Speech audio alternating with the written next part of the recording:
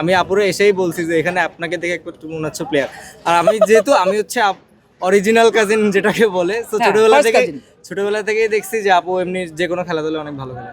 Sports আমি মানে ক্রিকেটটা আমার বেশি পছন্দ, এবং ক্রিকেটটা আমি একটু খেলতে পারি দেখে আমার বেশি পছন্দ। ফুটবল অনেক কঠিন খেলা আমার মনে হয়। ফুটবল যারা খেলে, মানে ক্রিকেট যারা খেলে সেটা একদম সহজ খেলা, আমি এটা বলছি না। মানে ক্রিকেট আমার ছোটবেলা থেকে বেশি পছন্দ ছিল, এই জন্য মানে ক্রিকেট নিয়ে আগ্রহ বেশি আমার। আচ্ছা আপু, যেহেতু আপনি প্র্যাকটিস সেশনে আসতে পারেননি, আজকে প্রথমে এসেই একদম মাঠে নেমে গেছেন।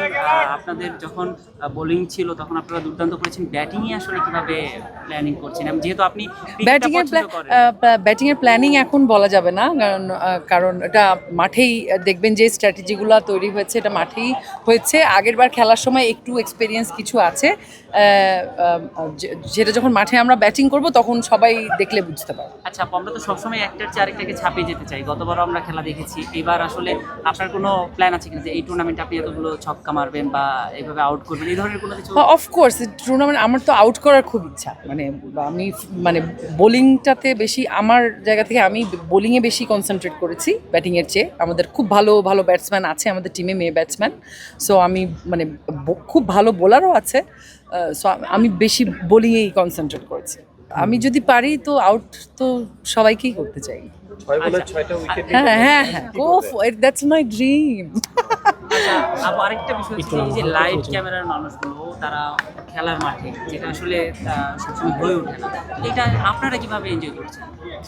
আমরা তো খুবই এনজয় করছি। আমরা সবাই অলমোস্ট এখানে, ইউজুয়ালি তো আমাদের কারোর সাথে কারোর দেখা হয় না। তো এখানে সবাই, যদিও আমরা আলাদা আলাদা টিমেই খেলছি, তারপরও সবাই এসে সবাইকে আমরা কুশলাদি বিনিময় করছে, গল্প হচ্ছে, দেখা হচ্ছে অনেক দিন পরে। সবাইকে দেখে সবাই দৌড়ে যাচ্ছে একজন একজনের কাছে। So it's fun, it's interesting. এমন না যে আমরা আলাদা আলাদা টিমে খেলছি দেখে আমরা একজন আরেকজনের মানে বিপরীত পক্ষ। আমাদের পক্ষ একটাই, খেলবো যখন মাঠে তখন পক্ষ হয়তো আলাদা। এবং আনন্দ দুঃখ যেটাই হোক না কেন, হার জিত, সবাই সব আনন্দ দুঃখ আমরা একসাথে ভাগ করে নিতে পারবো। কোচ ছাড়া কি অন্য কারো কাছ থেকে পরামর্শ পেয়েছেন ক্রিকেট নিয়ে, যেটা প্র্যাকটিস করেন? Of course my brother is here. ও হচ্ছে ধানমন্ডি ক্লাবে খেলে। সো ওকে আজকে সকালবেলা ফোন দিলাম যে তুই আয়, আমার হেল্প লাগবে। পরে ও চলে আসছে, ও সকাল থেকে আমাকে হেল্প করছে। কি কি শিখলেন ভাইয়ের কাছ থেকে, কেমন লাগলো? সংগ্রাম আমাকে শিখালো, যে বোলিং শিখালো, কিছু ছোট ছোট ট্রিক্স শেখালো। সেই ট্রিক্স এখন বলা যাবে না ক্যামেরার সামনে। তো দেখা যাক বলটা কিভাবে ধরতে হয়, কিভাবে ধরলে আসলে। তুই বল না, আমি তো নাম মনে রাখতে পারবো না। তুই বল, একটু বলে দে।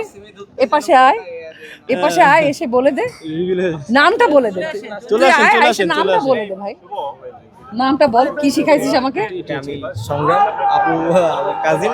আপুকে শিখেছি মানে আপনার হচ্ছে এয়ার সুইং হয়, মানে যদি সিম দিয়ে ধরি তাহলে হচ্ছে আপনার বল হচ্ছে সুইং হয়, ওয়াইড হওয়ার সম্ভাবনা বেশি থাকে। ক্রস সিমে ধরতে বলছি যেন ওয়াইডটা কম হয়।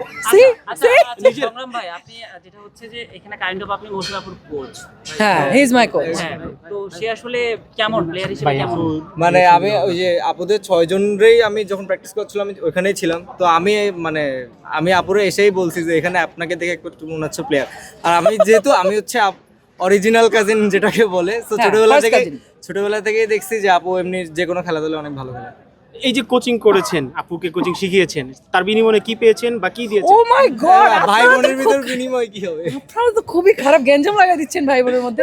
Thank you so much. আপনাদের সবার কাছে দোয়া চাই, ভালোবাসা চাই। সবাই আমাকে ভালোবাসেন, দোয়া করেন, এটা আমি জানি, যেন আমরা জিততে পারি, আমাদের টিম যেন জিতে। ওয়ালটন আবারও মিলিনিয়ার অফারে ওয়ালটন ফ্রিজ কিনে আপনিও হয়ে যেতে পারেন মিলিয়নিয়ার।